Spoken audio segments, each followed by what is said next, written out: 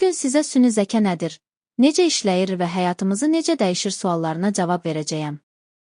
Videonu sona qədər izləyin, çünki süni zəkanın gələcəyi ilə bağlı çox maraqlı faktlar paylaşacağam.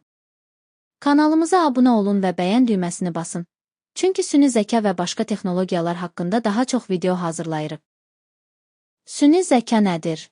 Sadə dillə desək, maşınların insan kimi düşünməsi və qərar verməsi üçün yaradılmış bir texnologiyadır.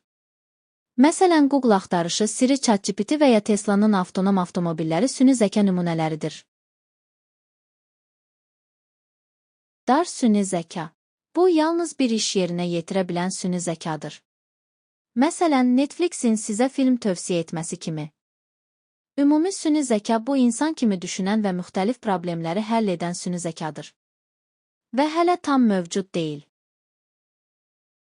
Super süni zəka bu insan beynindən daha güclü olan, hər şeyi özü qərar verə bilən süni zəkadır. Və hələ nəzəriyyədir. Süni zəka harada istifadə olunur? Tibbdə, xəstəliklərə diaqnozun qoyulmasında. Biznesdə, avtomatik müştəri xidmətləri və maliyyə analitikasında. Nəqliyyatda, avtonom avtomobillər və pilotsuz uçuşlarda.